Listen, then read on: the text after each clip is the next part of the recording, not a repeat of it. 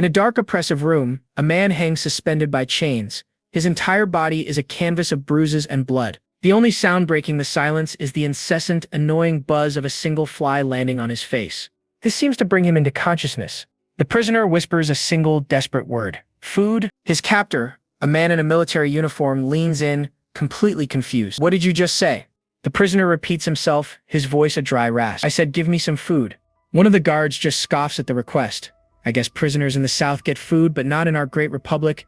The prisoner looks up, a strange flicker in his eyes. Wait, you wanted me to confess, right? I'll do it if you feed me. He pleads with them, promising to spill everything from his name to his rank, all for a single meal. The guards are stunned by this bizarre turn of events. Do you really mean that? The officer in charge steps forward, his face unreadable behind dark shades. I'll give you food, but I want to know your goal and your infiltration route. Will you be honest? Without even a second of hesitation, the prisoner agrees. Yes, just feed me. I'll just die starving this way. The officer orders one of his men to grab some chow from the kitchen, but the guard looks worried. But the officer explodes, slamming his hand down. Silence.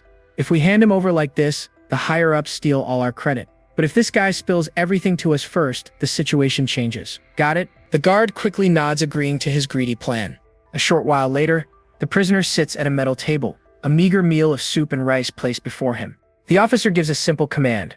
Eat. As the prisoner reaches for the utensils, his chains clank loudly. He slowly picks up the spoon, his eyes suddenly cold and razor-focused. His captors watch him with anticipation, eagerly waiting for him to finally break. He takes a spoonful of soup, pauses, and then complains. I know the food here is dull, but what is this? It tastes like nothing. The officer is speechless. The prisoner continues his critique. And why is the rice so hard? This feels more like corn. He casually picks up his chopsticks, remarking, whether it's north or south, military food is always terrible. One of the guards finally snaps. You punk! The taste isn't important. I'll kill you.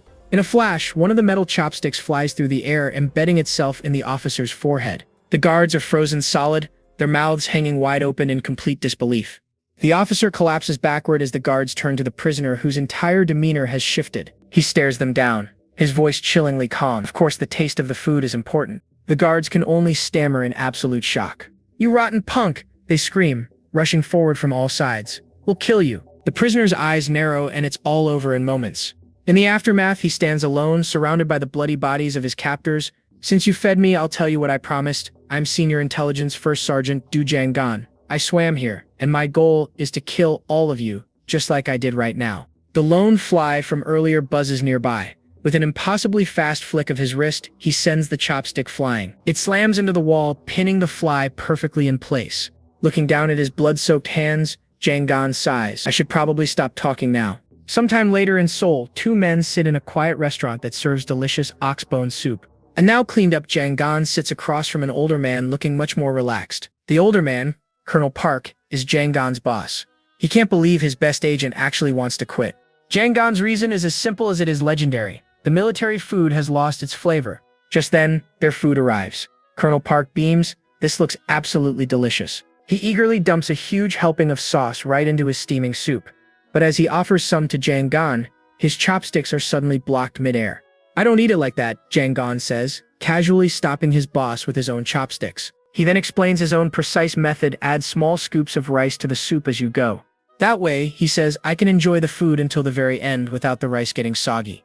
The colonel changes the subject. By the way, Jiangan, you're not quitting because of that operation, are you? Jiangan plays dumb.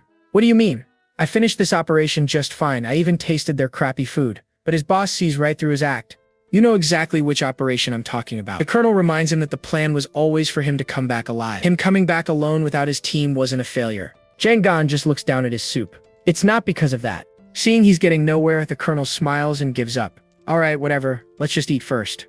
Jiangan quietly says, anyways, thank you. The colonel looks confused. For what? Thank you for taking in a man like me with no home and helping me make a living. Colonel Park smiles warmly. You did everything right. I'm sure your skills will be recognized wherever you go. 1 year later, we find Jiangan working at a massive construction site. Two of his coworkers are marveling at his strength. Have you seen Mr. Du work? He's insane. I've never seen anyone carry loads like him. And they're not wrong. Jiangan moves with inhuman speed and power, carrying massive loads like they're nothing. It's like what his colonel said, his skills were acknowledged. But try as he might, he did not have an easy life. During his lunch break, Jiangan makes his way over to the local Joyun bank. He walks inside, his expression as serious and stoic as ever. Inside, a smiling bank teller is cheerfully helping an elderly woman with her transaction. The teller looks up from her customer, and her eyes lock directly with Jang Gan's. They both flinch just a little, a small spark of recognition passing between them. Jang Gan recalls how this whole routine started a year ago, right after he got his first paycheck. His foreman at the time had given him some pretty solid advice. Hey Jang Gan, make sure you save that money. Don't be like those guys who blow their entire paycheck on booze, the foreman warned as the other workers headed off to drink. He told the young Jang Gan that saving money would one day let him do what he truly wanted in life. So the very next day, he decided to visit the bank near the construction site during his lunch break, and that is where he saw her for the very first time. The bank teller slides a brand new passbook across the counter. Your bank account has been opened, sir. She flashes a warm, dazzling smile, and in that single instant, something inside Jang Gan completely shifts. He's totally stunned. His face flushes red as he just stares at her, completely and utterly captivated. Jang Gan remembers how he started coming to the bank every single day, depositing a measly 5,000 won each time. He just wanted an excuse to see her as often as possible, hoping she'd recognize him. And after a year, a connection started to form. Eventually, they learned each other's names. He was Jang Gan, and she was the lovely Sang Xiana. He also learned her story. She came from a loving but poor family and started working right after high school. In turn, he told her he was an ex-soldier working construction nearby, living all alone with no family. Siona looks at him curiously. If he was in the military so long, she asks, why didn't he save any money? Jang Gan spins a tragic but totally noble lie, claiming he gave all his money to the families of soldiers who died under his command. He says that unlike him, they all had parents, wives, and kids. But he's fine, and he's working hard to save up again. Siona looks at him with newfound admiration, completely moved by his tale. Back in the present, Jang Gan flashes a huge grin. Please take good care of me today as well. Siona sighs, telling him this is a lot of work. She suggests he just deposit his money once a month instead. Jang Gan leans in with a smile. I should do that, but if I do, I'll only be able to see you once a month.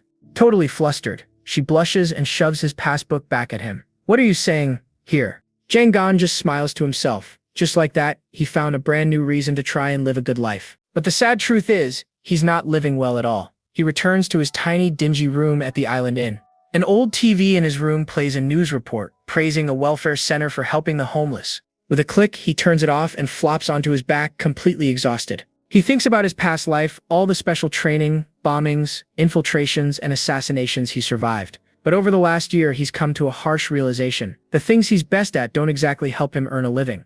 Or maybe he thinks he's just plain bad at earning money in the first place. All he really wants is so simple, to eat some delicious food.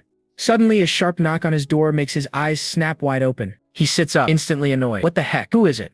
A voice calls from the other side using his old rank. First Sergeant Du, are you First Sergeant Du Jang Gan? Jang Gan is taken aback. How could anyone here possibly know that name? He cautiously opens the door just a tiny crack. Who are you? Standing outside is a sharply dressed man with a friendly smile. Don't you remember me? We worked together. I'm Joe Tae-moon. Recognition finally dawns on Jang Gan's face. Staff Sergeant Joe. He remembers Tae-moon. The guy was a capable soldier, but quit because he wasn't a good fit for the military. As they sit in his tiny room, Jang Gan glances at Tae-moon's expensive gold watch. Hey, I see you've been living well. Tae-moon confirms his new job pays great, then Jang Gan asks the obvious question. How did he find him? After explaining he just asked around, Tae-moon gets straight to the point. I have a job request for you. Jang Gan's expression immediately becomes guarded. What kind of job? A sly grin spreads across Tae-moon's face. The one you're best at, of course. The dark implication hits Jang Gan like a truck. Joe Tae-moon slides in, saying he heard Jang Gan quit his old gig and has a brand new job offer just for him. Jang Gan is immediately suspicious. He wants to know what kind of work it is. Tae-moon gets real close, flashing a grin. He says it's the one thing Jang Gan is a natural at. The implication hits Jang Gan like a truck, and his face instantly hardens. Nope, not interested. Jang Gan lays it out plain and simple. He's not getting his hands dirty for money. Tae-moon immediately starts backpedaling. He swears it's not a hit, just teaching someone a little lesson. But Jang Gan isn't buying that act for a second. He demands to know what Tae-moon really does for a living. Tae-moon finally spills the beans. By day, he's an entrepreneur, but by night, he's a gang boss. He wants Jang Gan to take care of a rival gang leader. Jang Gan shuts it down again. He didn't escape his past just to jump right back in. Tae-moon scoffs, looking around the shabby room. You quit your old life to live like this? Working construction? Oh, that hits a nerve. Jang Gan's eyes flash with anger as he tells him to watch his mouth. Sensing an opening, Tae-moon dangles the bait. 50 million won. Jang Gan is absolutely floored. Tae-moon explains that kind of cash could buy a nice house or even start a business. It would completely change his life. Jang Gan does the mental math and realizes it'd take forever to earn that on his own. Taemoon slides him a business card telling him to come to Daesun if he changes his mind. And as he leaves, he drops one last parting shot. It's strange that you're avoiding what you're best at. Jang Gan is left all alone, just staring at the card in his hand. Later that night, he lies on his floor, the business card sitting on his microwave, practically calling to him. He just stares up at the ceiling, the only sound in the room a constant, maddening drip of water. Not gonna lie, it's pathetic. He tells himself he didn't escape that nightmare just for this, but for now he decides to stick it out a little longer.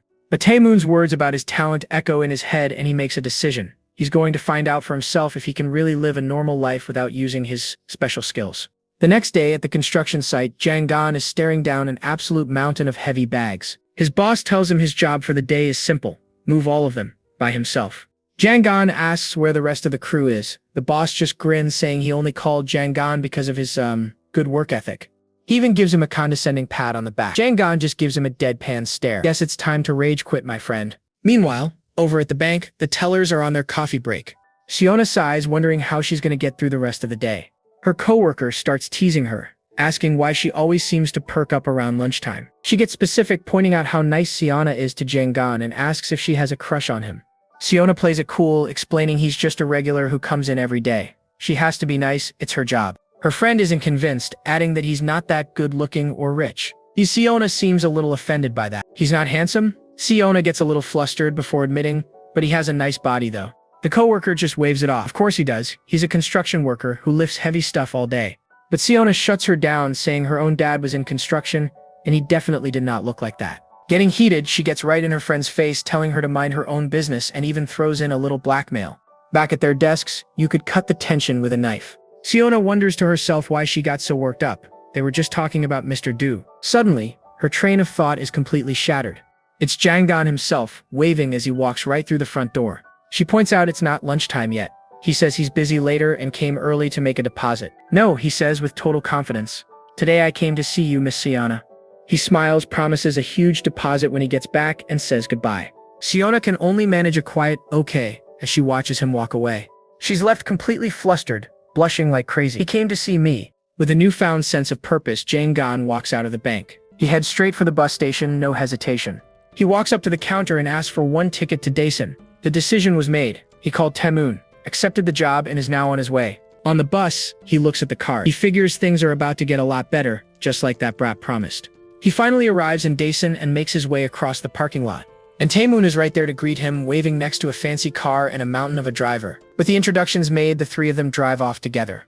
In the car, Taemoon gets right down to business, showing Jang Gan a picture. This is your target. His name is Park Gwan-ho. He explains that their gangs are in a turf war over slot machine rights for a big tourist hotel. Taemoon wishes he could handle it himself, but a higher-up warned him not to get involved directly. That's where Jang Gan comes in. As an unknown outsider, he can make sure Gwan-ho is out of commission for a while and Taemoon gets the contract. Jang Gan knows it won't be easy. The target will be expecting trouble and will definitely be surrounded by his men. Then he asks a completely random question. What time is it right now? Taemoon is totally confused. After checking his fancy gold watch, Taemoon tells him it's about 12:30. Jang Gan notes there's plenty of time until 4:30 in the afternoon, which only confuses Taemoon even more. Jang Gan clarifies he's talking about bank hours. He wants this done fast so Taemoon can deposit his money today and he can make a bank visit. Taemoon warns him that going now means taking on all of Gwan-ho's men at once. Jang Gan just looks at him blankly and asks, so? After a moment of pure shock, Taemoon breaks into a massive grin. Of course, I'll find his location right now. They pull up outside a restaurant called Yonghua Ru. Taemoon tells him Gwan-ho and his entire crew are inside eating. He also warns him about a massive bodyguard, a former wrestler. Jang Gan's only question is, hey, what's the best thing to eat at that restaurant? Taemoon is completely speechless. What kind of question is that right now? The driver chimes in from the front seat saying the fried dumplings there are amazing. Fried dumplings? Okay, Jang Gan says, opening the door. I'll be back soon. He calmly walks toward the restaurant, leaving the other two to just watch. The driver asks Taemoon if one guy is really going to be enough for this job. Taemoon just lights a cigarette with a smirk. If another guy like him existed, the world would be in chaos. Inside the restaurant, someone is pouring a drink, completely unaware of the storm that's about to walk in. Inside the busy Yonghua Ru restaurant, gang boss Park Gwan-ho is having a great time with his crew. The entire place is packed with his men, all laughing and eating, with absolutely no idea what's coming for them. Meanwhile, at a separate table, Jang Gan sits alone with his own plate of food. Hey, even a man on a mission has got to eat first, right? First things first, he's got to prepare the perfect dipping sauce for his fried dumplings. He starts by grabbing the bottle of soy sauce. He pours a careful, precise amount into the small dish. Next up is the vinegar. His personal recipe demands a perfect 1-to-1 ratio with the soy sauce. And you absolutely cannot be shy with the red pepper powder. You gotta load that stuff on. With the sauce perfected, he picks up a dumpling and goes in for the first bite. He chews for a second, a look of pure satisfaction on his face. Yep, that's the good stuff. In no time at all, he's completely cleaned the plate and downs the rest of his drink. Feeling satisfied, he lets out a happy sigh. Thank you for the meal. Okay, appetizer's over. With a grin, he thinks, time to get to work, before launching his empty cup across the room. The cup explodes into pieces right next to Park Gwan-ho's head, shocking him and everyone at his table. One of the goons jumps to his feet, absolutely furious. Who did that? What the hell are you doing? Jang Gan just points right at them. I'm trying to start a fight. The noises you make while chewing is annoying. Gwan-ho's face goes dark with pure, unfiltered rage. With a single command, he unleashes his entire crew on Jang Gan. Get him. The thugs all surge forward at once, snarling like a pack of wolves. But as the mob closes in, Jang Gan just stands his ground. A massive, confident grin spreads right across his face. The restaurant is a total dumpster fire. Sauce is everywhere and shattered plates cover the floor like confetti. In the middle of the mess, a man is down for the count, his face a lovely mix of blood and noodles. And there, in the center of it all, is Jang Gan, the last man standing in a room full of sleeping gangsters.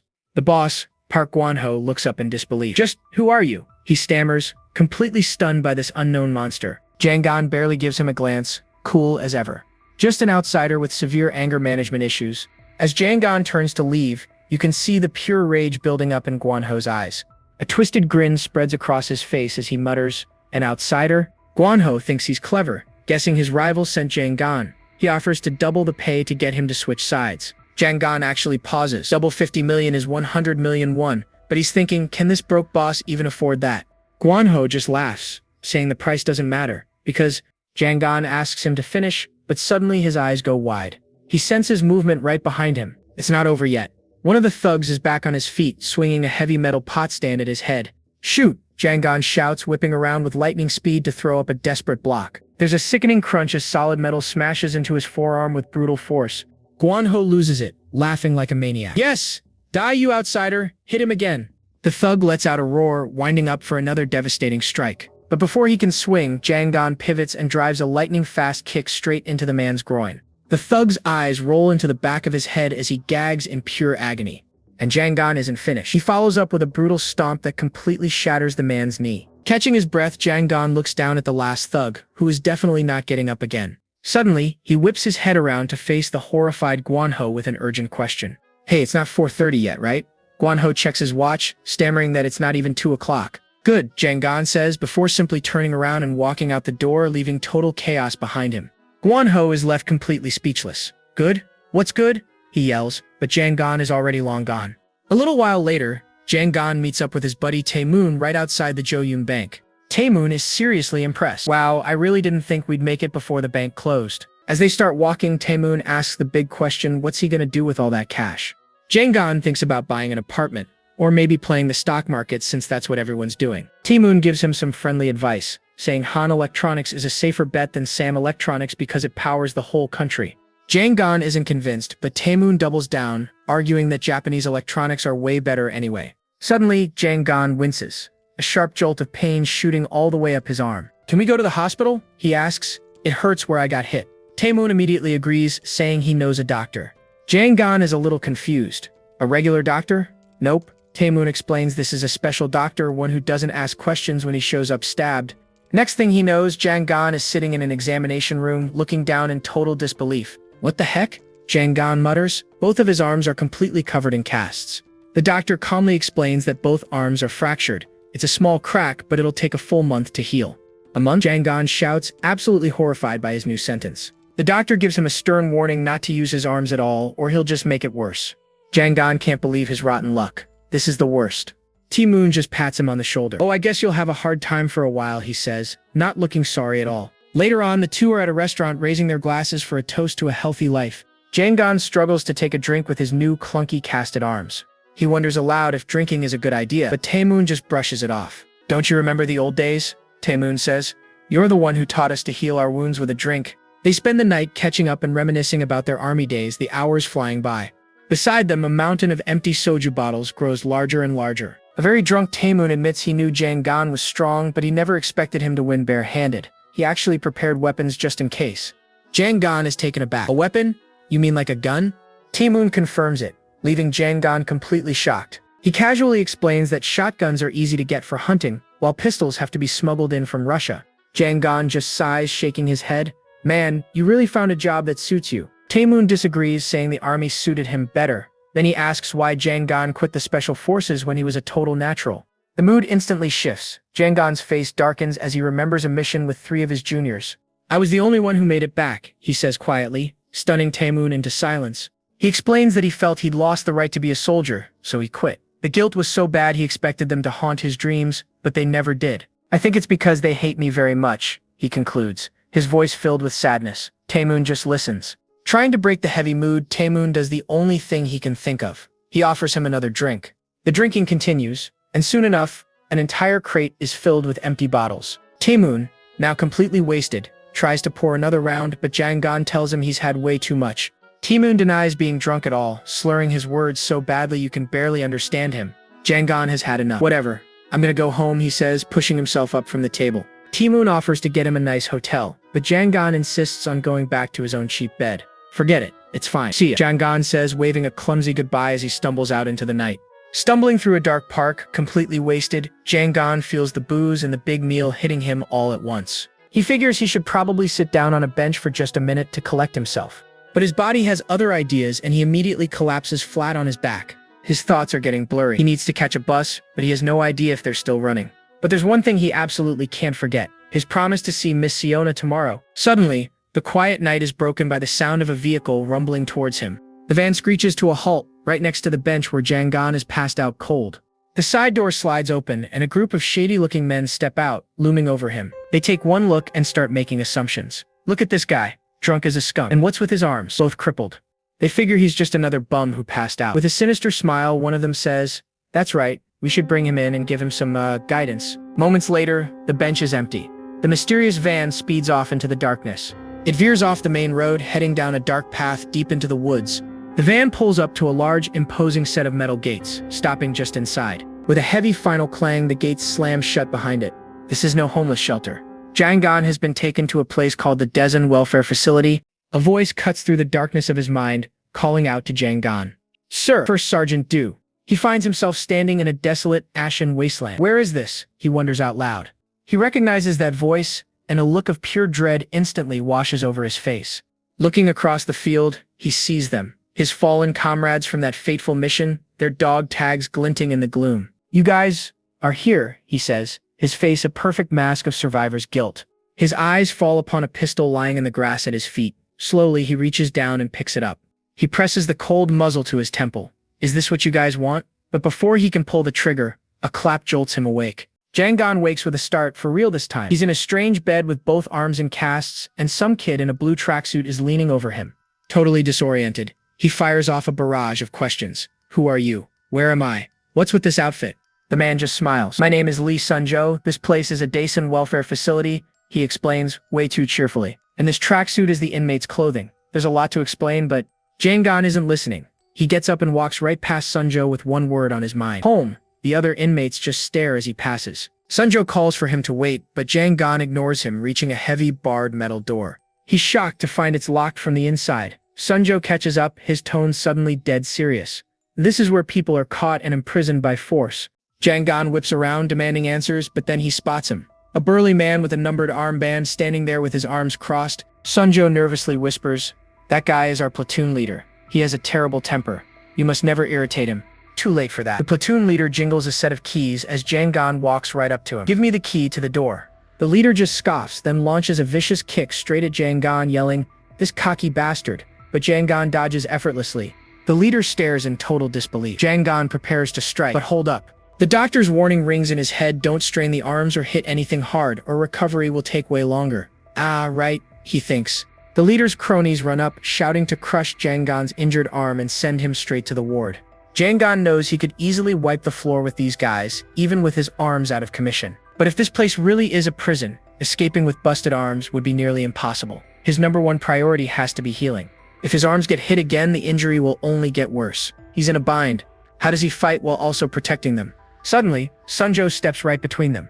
"Hold on, platoon leader, please just listen to me." He quickly explains that Jangan is new and has no idea what this place is or who he's messing with. The leader strokes his chin, actually considering it. "If you give him one chance," Sunjo pleads, "I'll educate him properly." Then, to Jangan he whispers, "Beg now. Beg and say that it's your fault. Hurry." Realizing it's better to avoid conflict for now, Jangan swallows his pride. He bows his head low, forcing out an apology. "I am sorry, I was wrong." The leader punches Jangan's head. "That's right. Behave better. Now go and prepare for a roll call." As the inmates gather, Sunjo gives Jangan a quiet thumbs up. "You did great. I'll explain the things that I couldn't a bit later." An order rings out to begin the count, and the inmates start shouting out numbers like they're in basic training. Jangan finds the whole thing completely bizarre. This isn't the military, so what's with the rigid discipline? The count ends at 24. Satisfied, the platoon leader unlocks the heavy door. As they file out, Jangan asks where they're going. Sunjo cheerfully replies, "To eat breakfast." Sunjo seems way too excited about mealtime. Jangan looks around the mess hall, thinking this whole place is just plain weird. But the strangest, most horrifying thing of all is the slop they're expected to eat. It looks like a total dumpster fire. He's absolutely fuming, tempted to stab someone, but all they have are sporks. As he stews, Sunjo begins to explain everything. "This place is where anyone is captured and forced to work," Sunjo reveals, explaining they were all labeled homelesses against their will. The welfare facility gets government funding for every homeless person they take in, so they just kidnap people off the streets to make money. Jangan is aghast. They just captured innocent people for their own benefit? Just what kind of humans do that? Just as Sunjo finishes explaining the facility's dirty little secret, the doors slide open and 2 well-dressed men walk in. Sunjo whispers that they're the director's sons, the vice president, Park Gwang, and the general manager, Park Yom. They stroll through the mess hall like absolute royalty, inspecting their subjects. Another inmate marvels at their power, noting it's like a president is visiting. The level of fear is insane. Sunjo leans over to Jangan, a smirk playing on his face. "And right now is your chance to get on that powerful individual's good side." Sure enough, Park Gwang stops at their table, eyeing Jangan's casts. "How did you get such bad injuries? Are you new here?" Before Jangan can even answer, Sunjo jumps in, eagerly explaining that Jangan just arrived last night and that he's taking good care of him. Gwang seems impressed. "What a charitable and great inmate we have here." Sensing an opportunity, Sunjo asks, "But am I good enough to be the honor student?" Gwang's lips curl into a knowing, sinister grin. "So you want to be picked as the honor student?" He promises to keep him in mind and asks for his name. Sunjo proudly declares, "Yes, it's Lee Sunjo." Jangan finally gets it. Sunjo's not just being helpful, the guy has a serious ulterior motive to climb the ladder. With that business settled, Gwang turns his slimy smile back to Jangan. "Now then, our injured new inmate, does our facility's food taste good?" Without a moment's hesitation, Jangan looks him dead in the eye and replies, "No, the food is really bad." The friendly facade vanishes from Gwang's face instantly. Sunjo, standing behind him, looks absolutely horrified. Sunjo cannot believe it. After Jangan was so cooperative with the platoon leader, why is he picking a fight with the final boss? But there's one thing Sunjo doesn't know. Jangan is dead serious about his food. He launches into a full critique, asking if the fish is rotten and calling the soup bland. Gwang seems to consider this, picking up the tray. "Really? Let's see." In a sudden explosion of rage, he slams the entire tray of slop directly onto Jangan's head. Gwang's face twists with fury. "You insect, you should be thanking us for giving you food. How dare you complain?" He then follows up by smashing the hard plastic tray against the side of Jangan's skull. Jangan sits there drenched in filth, his hair covering his eyes. You can just feel the rage building inside him. Slowly, deliberately, he clenches his casted hands into tight, solid fists. Gwang turns his anger on Sunjo, grabbing him by the collar. "You told me you were looking after him. Look after him properly so he won't say anything crazy anymore." As he walks away, Gwang laughs cruelly. "What's wrong with the salted fish? I can't believe there are idiots like him." Sunjo nervously approaches. "Are you all right?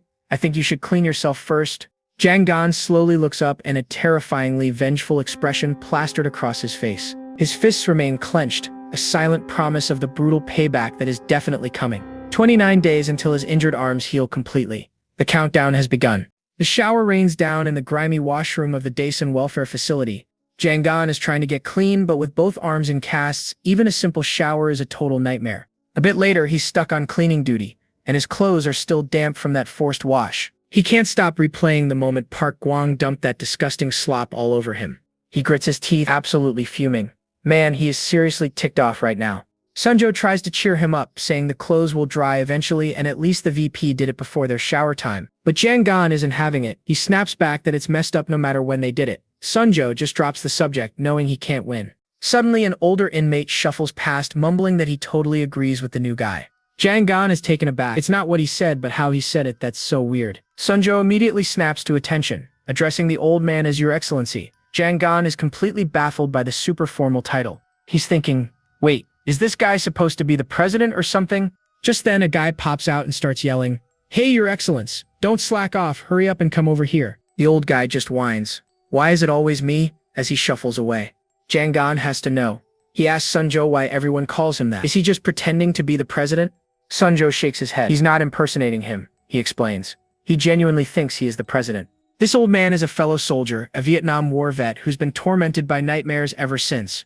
The story gets darker. Sunjo says the man was sent to a re-education camp, where he developed a crippling fear of the bald president in charge back then. The tragic irony? As the veteran got older, he started turning bald and now looks like the man himself. He can't even look in a mirror without reliving the trauma. Jangan wonders how Sunjo knows all this. Turns out the old man's friend told him the whole story right before he died of an illness, right here in this facility. Wait, he died? Here? Jangan asks, the alarm bells ringing in his head. Sunjo's face gets grim. He reveals people die here all the time. Work accidents, sickness, beatings. Once you're sent to the ward, it's a death sentence. The horrifying reality of this place finally sinks in for Jangan. These guys aren't just guards, they're monsters. Just as that thought hits, a platoon leader claps his hands, demanding everyone's attention. He shouts that it's inquiry day. Everyone needs to drop what they're doing and assemble on the sports field now. Sunjo leans in with a grin. Oh, it's inquiry day? You're about to meet the absolute worst of the worst here. Soon, rows and rows of inmates stand in formation on the field, all wearing the same blue tracksuits, all facing a single podium.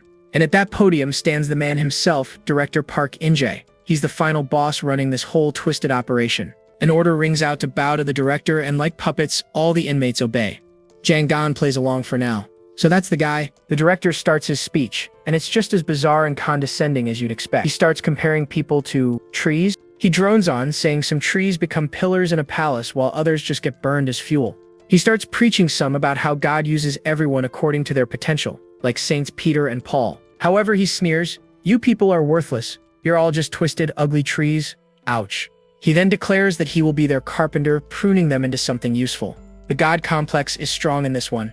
Unbelievably, his goons and even some of the inmates start clapping for this garbage speech. Jangan is completely unimpressed. This guy is spouting absolute nonsense without a hint of shame. But while the director is rambling, Jangan's mind is already racing. He's analyzing the facility's layout, looking for a way out. He sees the whole place is built right into a mountain, surrounded by impossibly high walls. The only side without a wall is a sheer cliff face where they carved out the mountain. A death trap either way.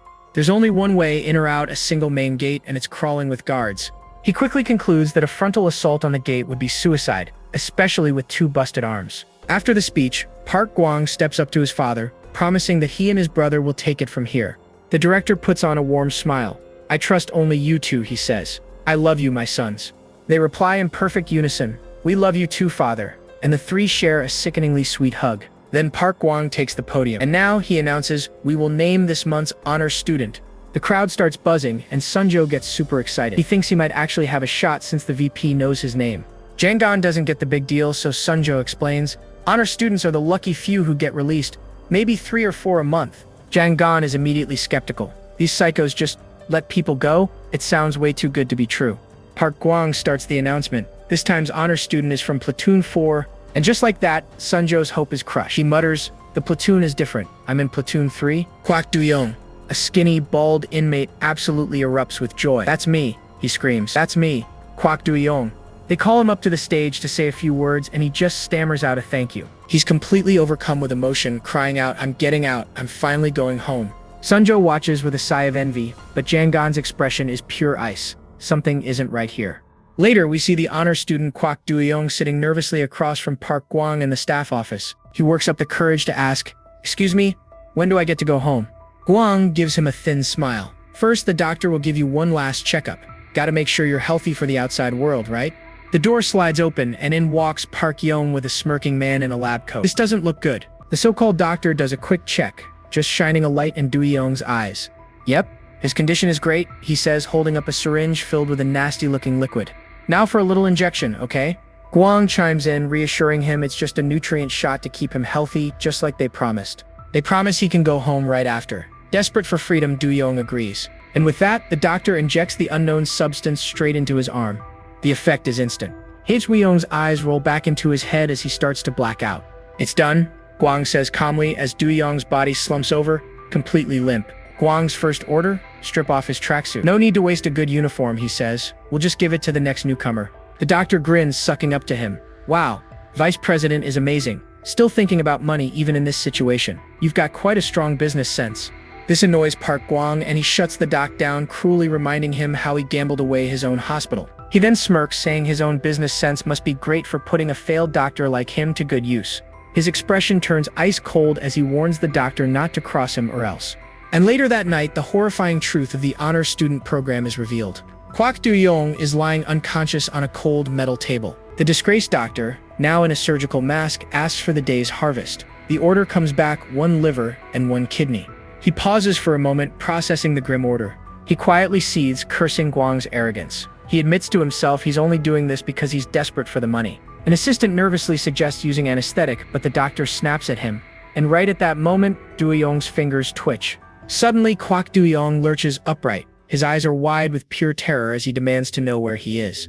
The doctor is completely flustered and tries to lie, insisting it's just a routine examination. But Du-yong isn't buying it for a second. He panics, shoves an assistant away, and screams for them to leave him alone. He scrambles off the table and makes a desperate run for the door. The doctor screams for his staff to catch him, but Du-yong is already halfway down the hall, shouting that they promised to send him home. His desperate escape comes to a dead stop as he runs face first into the towering, monstrous figure of Park Young. Without a single word, Yom delivers one brutal punch that completely caves the man's face in. As his body goes limp, Du-yong's last thought is a heartbreaking plea to finally be sent home. Yom casually drags the man's broken body into a dark room, and the heavy doors slam shut with a horrifying finality. Meanwhile, Tae-moon is getting a status report. The brawl Jang-gan started. It sent Park Gwan-ho and his entire crew straight to the hospital. And with their rivals completely paralyzed, Congressman Choi's office didn't waste a second.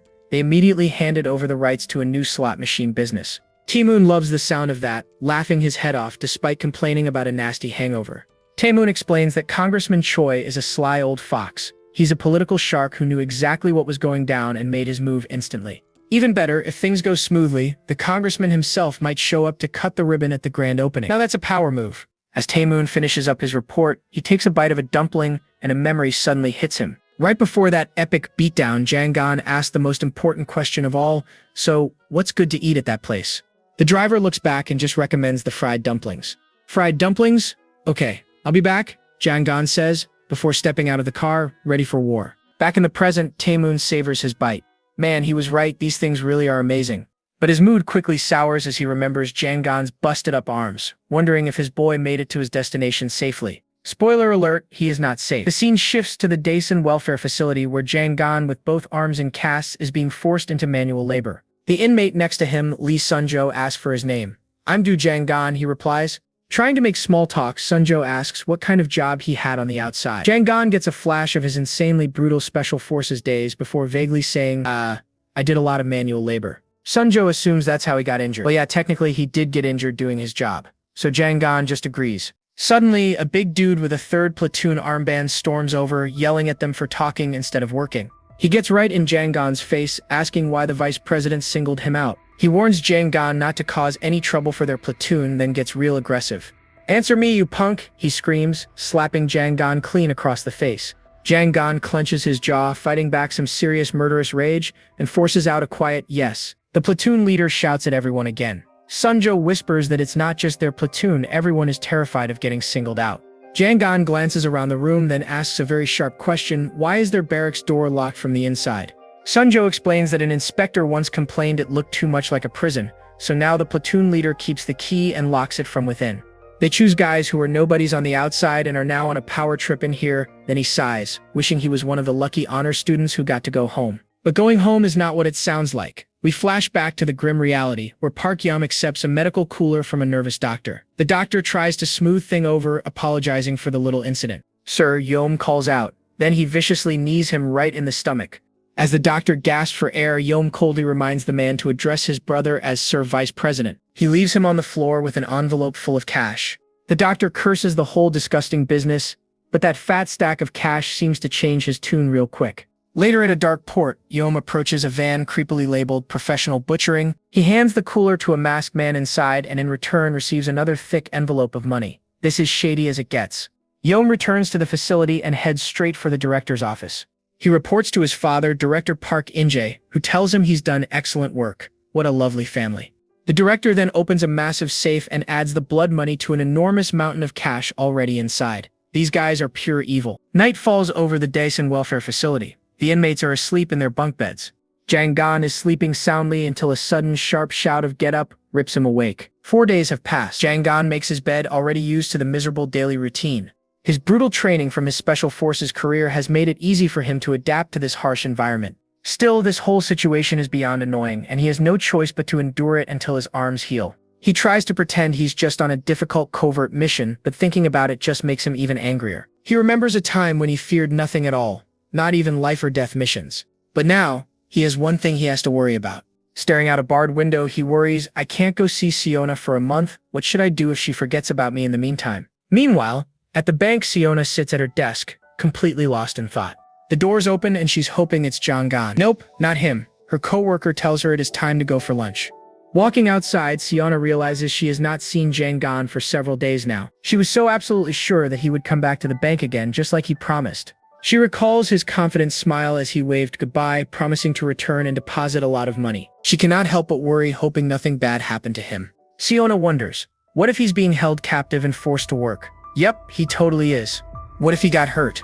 Yep, he totally did. Suddenly, the platoon leader grabs Jang Gan, screaming at the cripple for being too slow.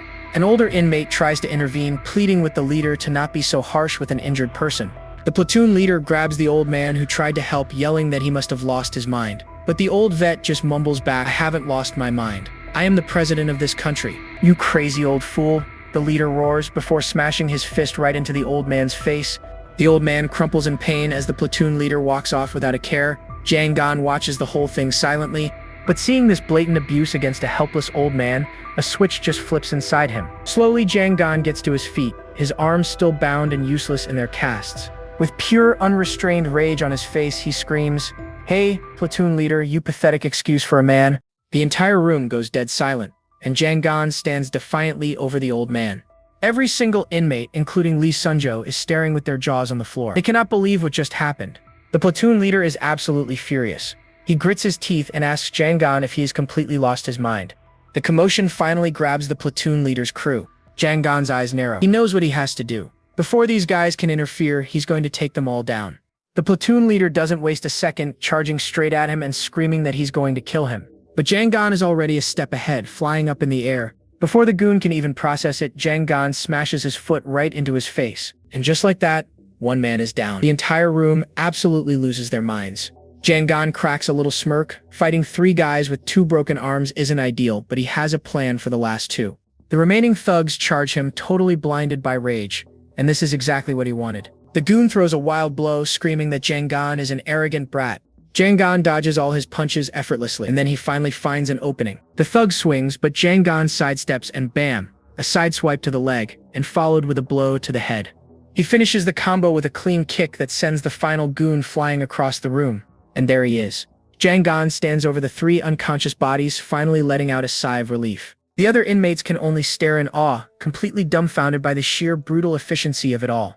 But the adrenaline quickly wears off. Jang Gan realizes he lost his temper and now he has a huge mess to clean up. Suddenly, the whole room starts chanting his name. Do Jang Gan, what the... In a wave of hype, the entire room joins in, cheering for the new hero who just stood up for them. This is the absolute last thing Jang Gan wanted. He frantically tries to quiet them down before a guard shows up.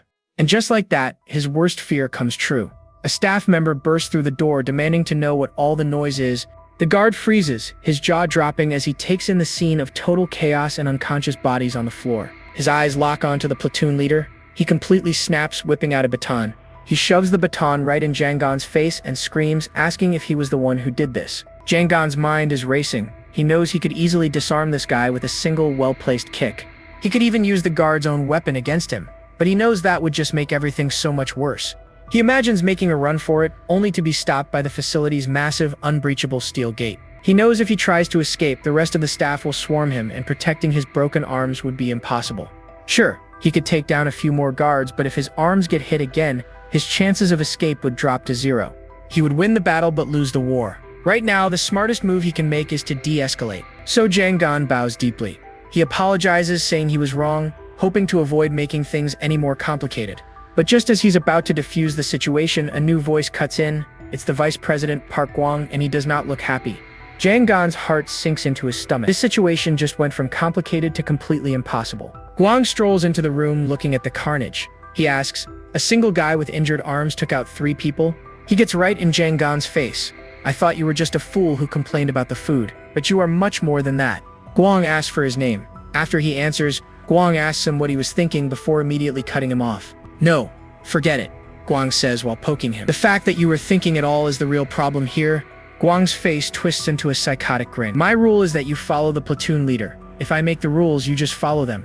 Don't think." He leans in close, his smile completely unnerving. "I can see you still have thoughts behind your eyes. You will be in the punishment room for 3 days. Jangan isn't too worried. 3 days in solitary? He can handle it." But the look on Lee Sunjo's face is pure terror. Gwang's wicked grin widens. "When you return from there, you won't have any thoughts behind your eyes at all." He tells Jangan he has 3 days in confinement to reflect on his actions. But as Gwang turns away, he gives his absolute unit of a brother, Park Yom, a secretive look. Yom steps up and gets right in Jangan's face and calls him "Do Jangan," and then bam! Without any warning, Yom lands a brutal punch right across Jangan's face. "Answer him," he growls. Stunned and bleeding from the mouth, Jangan quietly manages to mumble, "Yes, yes." But that's not good enough for this psycho. Yom grabs him and smashes his head against the wall. "Just answer once." Jangan fights to keep his cool, forcing out another quiet, "Yes." So Yom slugs him again. "Your answer should be loud and clear." Gwang watches the whole beatdown. This will serve as a warning to them all. As Jangan is finally led away, the other prisoners whisper nervously, worried he won't survive what's coming. But Jangan turns to them and gives them a smile. Wait, is he smiling? Lee Sunjo is completely baffled. The punches must have scrambled his brain. Jangan is escorted across the courtyard toward a separate, ominous-looking building. Thinking back to the beatdown, he admits to himself, "That guy's fists are strong, but my fists are even better." A menacing grin spreads across his face. He can't wait for his arms to heal. A guard shoves him with a baton, telling him to hurry it up. Jangan just glares, adding another name to his mental hit list. Meanwhile, Park Yom isn't finished. He violently slaps the platoon leader that Jangan had knocked out earlier. The humiliated leader looks up in total shock as Yom coldly tells him to get up. After dismissing the other prisoners, Gwang and Yom corner the platoon leader for a private conversation. Gwang calmly cleans his glasses and then drops a bomb. "I don't think you're qualified to lead a platoon." The leader sputters, trying to argue, but Gwang cuts him off. "You were knocked out by a man who can't even use his arms, am I wrong?" He wonders out loud how a man so weak can possibly expect to lead anyone here. The leader knows the truth, that Jangan was a monster, but he can't admit that without losing his position for good. So he does the only thing he can. He lies, claiming Jangan attacked him from behind. Gwang plays along. "Oh, is that so? Then you could beat him in a real fight? Go ahead and beat him right now." The leader's face goes pale with terror. Gwang reminds him he has to save face in front of his men to maintain his position as platoon leader. Then Gwang reveals his twisted plan. The fight will happen after Jangan comes out of his 3-day stay in the punishment room. And just like that, the leader gets it. They're gonna break Jangan mentally and physically, then serve him up for an easy win. Gwang pats him on the shoulder, and the newly confident leader eagerly agrees to the whole setup. Jangan is led down into a dark basement, the location of the infamous punishment rooms. He recognizes the setup as solitary confinement, but wonders why they would build it in a basement. The guard opens a door and tells him to get in. Jangan is completely stunned by what he sees. It's not a room at all. It's a narrow, vertical locker. He realizes these cells are built for one thing and one thing only: torture. When he hesitates, the guard threatens to break his already injured arms, forcing him to comply. Jangan steps into the cramped space, and the heavy door slams shut, plunging him into absolute darkness. Alone in the dark, his military training takes over. He's actually familiar with this kind of chamber torture. You can't sit, sleep, eat, drink, or use the toilet. The entire point is to break a person down completely. He grits his teeth in pure rage. They dare to use this kind of torture on normal people, those crazy psychos. But he knows what he has to do. The only thing that matters now is surviving the next 3 days. Dawn breaks over the grim Daesun welfare facility. A full 24 hours have passed since Jangan was tossed into the punishment room. Inside, he's barely conscious, his mind starting to blur from pure exhaustion. He's forced to stand, drifting between a few seconds of sleep and just straight up blacking out. And to make things 1,000 times worse, dude is absolutely starving. His mind can only focus on one thing right now: food. Meanwhile, back in the third platoon's room, the platoon leader is taking out his rage on Lee Sunjo. He screams at Sunjo, accusing him of siding with Jangan while he was knocked out cold. The platoon leader sends a vicious kick right into his gut, telling him to shut his mouth. He calls anyone who sided with Jangan a bunch of communist traitors, vowing to make them all pay. Then he grabs Sunjo by the hair and lands a solid punch right to the face. Sunjo goes flying, crashing hard onto the floor. But just as he winds up for another kick, the old man who thinks he's president steps in to stop him. Who does this old guy think he is? The platoon leader is furious and kicks the old man down without a second thought. He and his goons immediately start stomping on the old man. Freaking commie spies, they scream. Elsewhere, Director Park In-ji is busy in his office, packing up shoeboxes full of bribe money. He hands his son Guang a stack of gift bags, telling him exactly who to give them to. Guang turns to his brother Yom, "Come along for the ride this time." But before they leave, Guang spots an even bigger box absolutely stuffed with cash. The director just smiles, explaining that this massive bribe is for someone at the very top. With the bribes loaded up, Guang and Yom hit the road to make their deliveries. Yom seems a little nervous and asks his brother what exactly they get in return for all this money. Guang just waves it off, saying these people help out in, quote, various ways. For example, this guy from the welfare department, he makes sure they get all the government funding they want. Guang tells him not to worry about doing anything extra, just keep up the good work. Yeah, right. Next on the list is the Daesan police chief, who they pay to look the other way. And their final stop is with the Daesan district's prosecutor. These are the guys who make sure any whistleblowers trying to expose the facility get shut down immediately. The prosecutor actually has the nerve to complain, saying he'd prefer apples. Seriously? As they drive off, Guang can't help but curse under his breath about how picky the guy is. Then, he pulls out a fat stack of cash and hands it over to a very surprised Yom. "Here, take this." Yom asks if he skimmed it off the top, and Guang just grins, saying they deserve a little bonus for their work. He even admits he did it last time and no one noticed. Good things should be shared, right? Yom looks totally moved.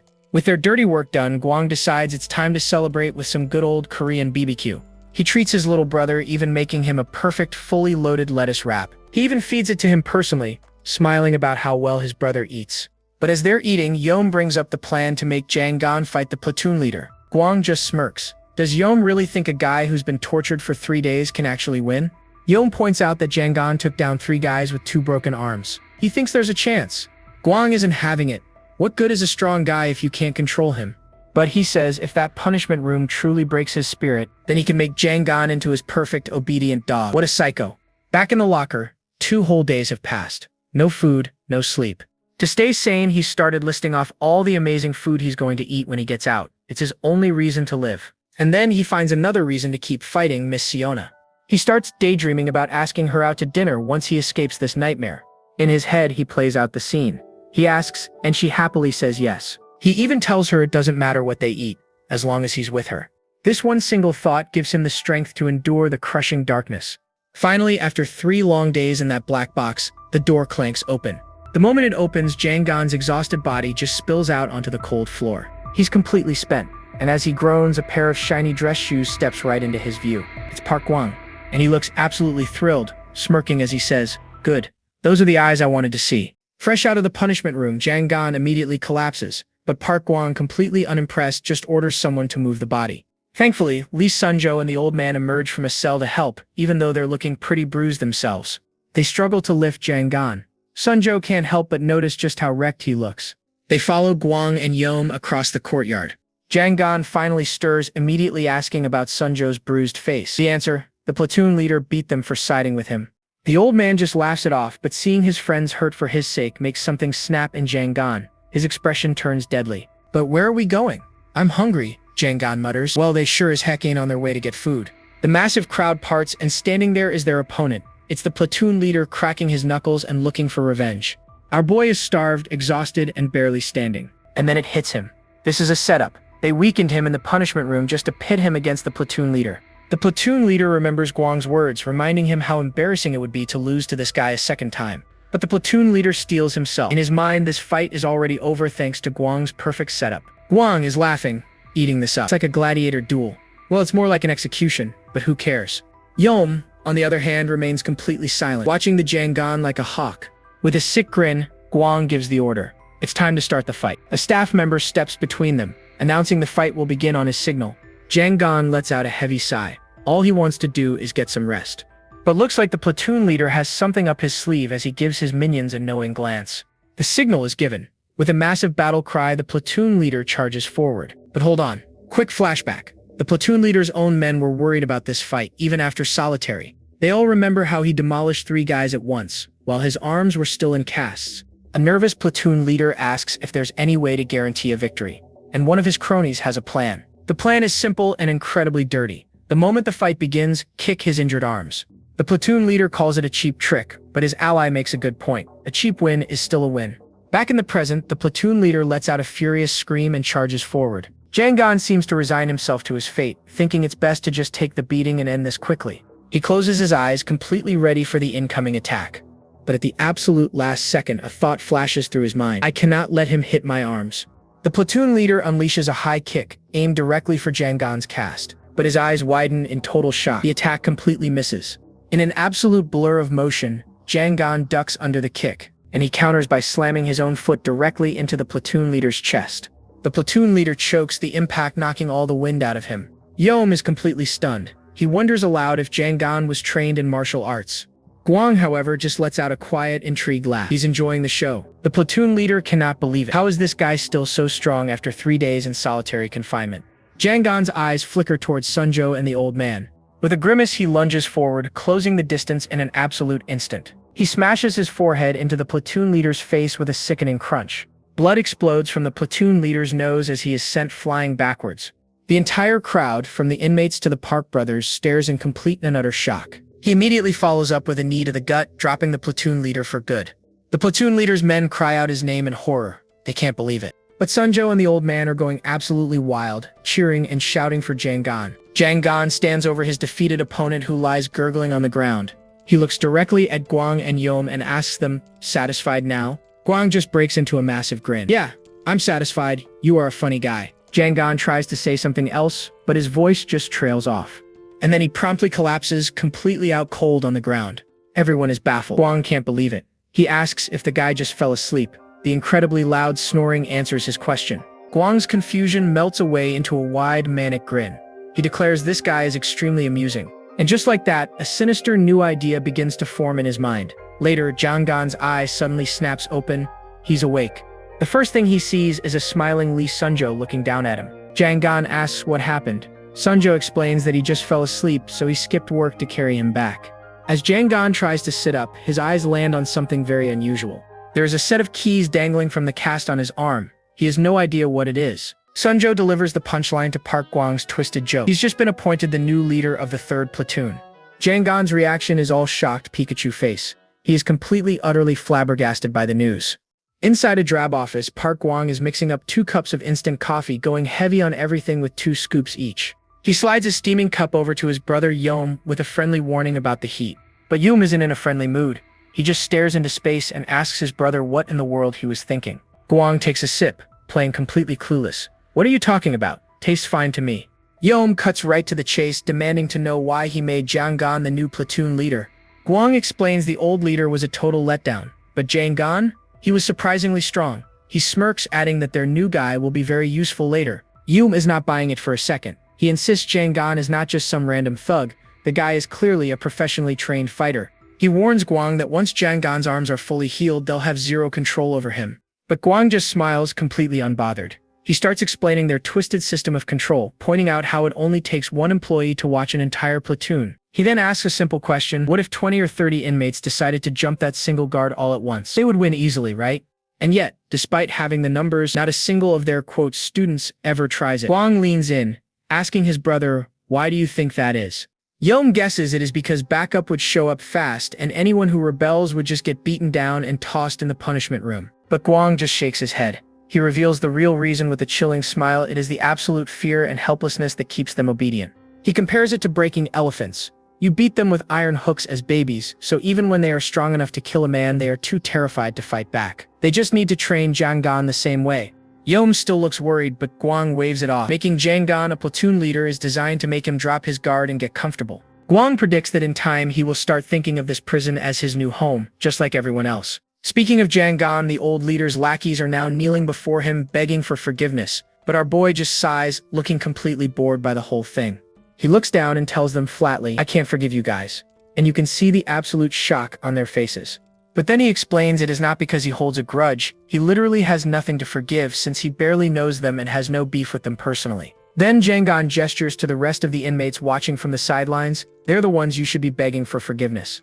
The two cronies turn around and are met with the ice-cold glares of the entire platoon, all the people they have been bullying for weeks. Jangan just yawns, tells them to handle it themselves, and flops onto his bunk to get some sleep. What a legend. He lets out a happy sigh, thinking about when something as simple as lying down became such a huge luxury. His eyes land on the Platoon 3 armband they gave him, and the gears in his head start turning. He is figuring out their plan. He realizes they wanted to make an example of him, letting the old leader save face after getting wrecked before. But his absolute beatdown completely shattered that plan. Since the old leader was useless after losing twice, they just shipped him off to the patient ward. That part makes sense to Jangan. But the real question is, why make him the new leader? He wonders if they think a little taste of power will turn him into their loyal dog, just like the last guy. A tiny, mocking smile spreads across his face. He thinks to himself, how adorable, who do they think they're dealing with? He figures they are either sheltered rich kids who have never met a smart person, or they are just too selfish to imagine anyone thinks differently than them. He plays with the keys on his armband. For now, he decides he will play their little game. Meanwhile, we cut to the grand opening of the Daesan Hotel Casino. It is a massive event. And right in the middle of the ribbon-cutting ceremony is Joe Taemoon, looking like a total boss, rocking those white gloves. On the count of 3, they snip the ribbon and the whole place erupts with flashing cameras from the press. An older man, Senator Choi, shakes Taemoon's hand to congratulate him, and Taemoon thanks him with a polite smile. But underneath that smile, Taemoon is thinking, you old geezer, if you hadn't played both sides, I would have had this done ages ago. An aide quickly reminds the senator about his next appointment, so he gets ready to leave. Taemoon gives him a deep, respectful bow as he leaves, wishing him a safe trip. But the second the senator is out of sight, that polite mask completely disappears. Taemoon lets out a frustrated sigh. Then his mood flips in an instant. He turns to his men and cheerfully yells that they are all going out for dumplings. He flashes a huge grin, declaring that tonight everyone can order whatever they want on his tab. Later at a restaurant, Taemoon and his crew are chowing down on an absolute feast, laughing and drinking together. One of his guys pours him a drink, saying he did a good job. But he notices that even with the new business, Taemoon looks kind of down. Taemoon throws back the drink and admits that, yeah, money is great, but everything has just been so boring lately. He explains his philosophy: the world has rules, and he climbed to the top by crushing the weak and taking what he wanted. But now that he is a businessman, he has to hold back and bow to powerful old guys like the senator. Business rules are dirty, he sighs. After the meal, his crew sees him off as he hops into his car and speeds off into the night. While they're driving, he suddenly tells his driver to pull over, saying he'll get out here.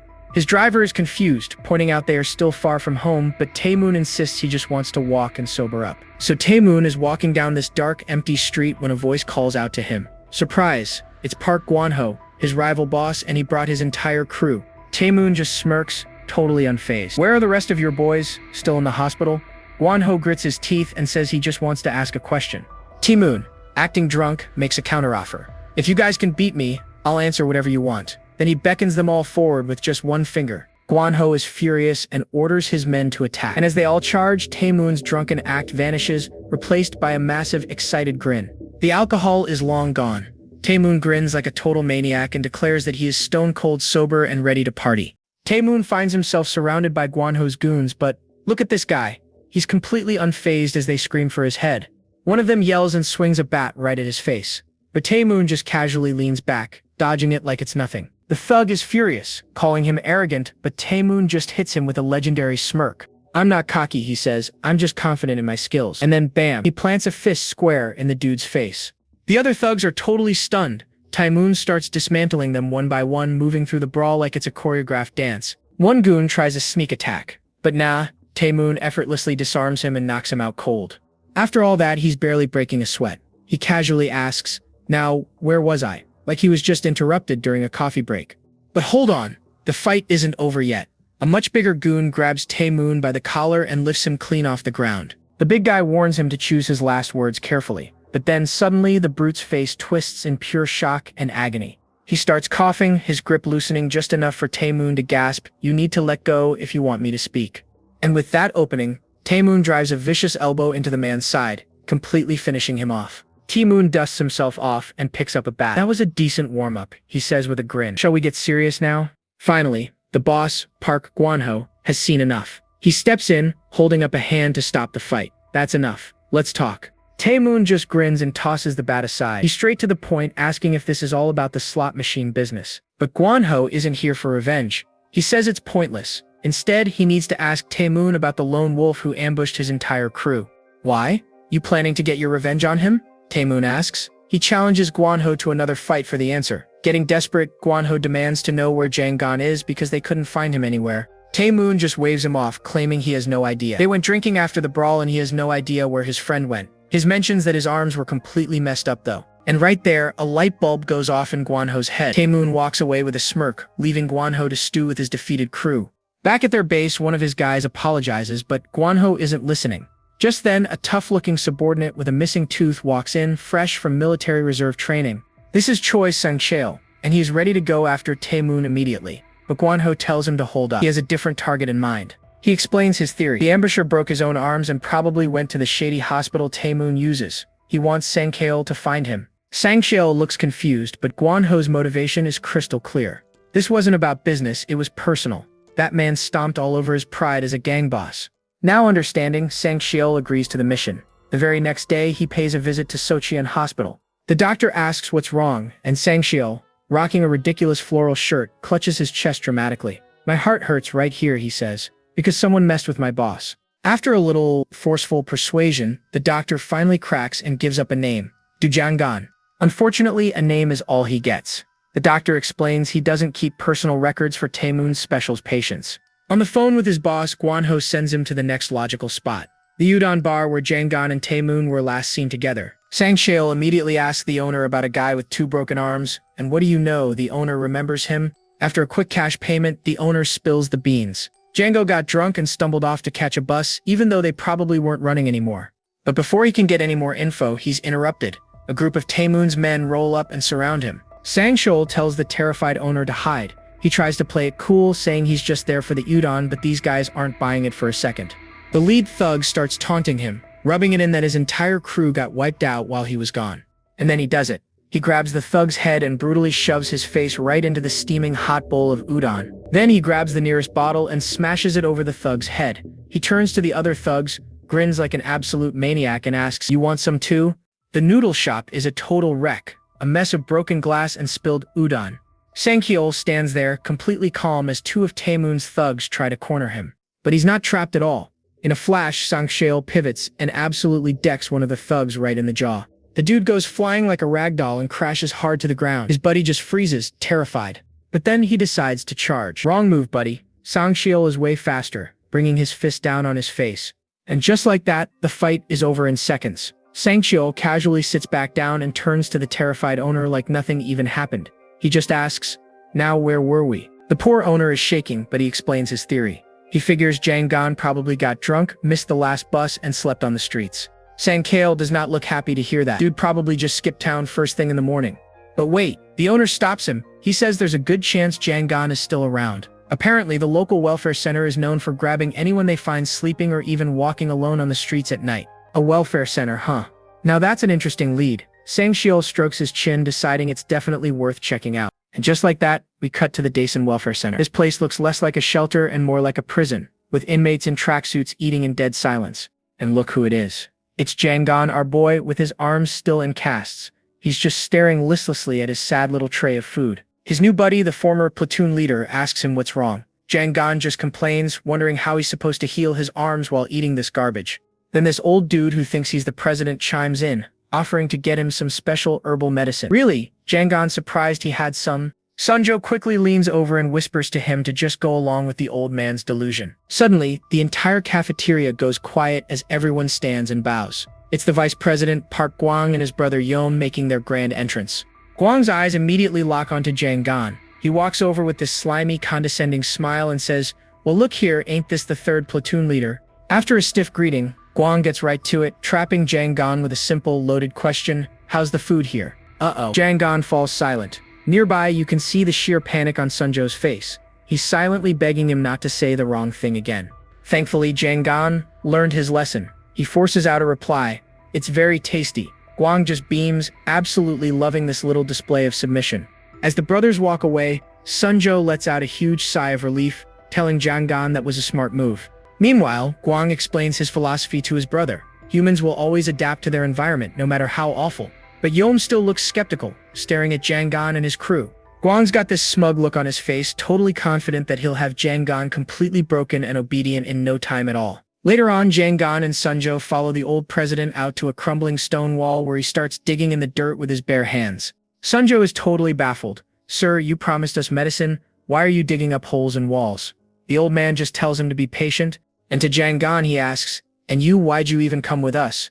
Jiang Gan counters that Sunjo told him to play along, didn't he? Plus, there's nothing else for him to do the rest of lunch break anyway. It actually reminds him of his time in the military. He and his friends used to do pointless things. He realizes those pointless moments were what made them all feel human. And in a soul-crushing place like this, he thinks to himself, those little moments of humanity are more necessary than ever before. But suddenly, the old man yells out, "I found it." Both Jiang Gan and Sunjo jump. He proudly holds out his hands to show them the herbal medicine he found. It's a handful of wriggling baby mice. What the? The old man is just smiling, happily explaining that since they're so young, you can just eat them whole. Bones, meat, and everything. He reminds Jiang Gan that he needs the protein and calcium for his arms to heal. While Sunjo looks like he's about to puke, Jiang Gan is actually considering it. Where'd this old dude learn this from? Vietnam or the Samchung Re-Education Center? After thinking for a moment, Jiang Gan completely shocks Sunjo. "You're right," he says. Sunjo laughs, thinking Jiang Gan was agreeing with him. But his relief turns to horror when Jiang Gan clarifies, "For my arms to heal, I need nutrients." Ignoring Sunjo's horrified protests, Jiang Gan takes the bunch of them and pops them in his mouth like gummy bears. Pink, wriggling gummy bears. And he does it.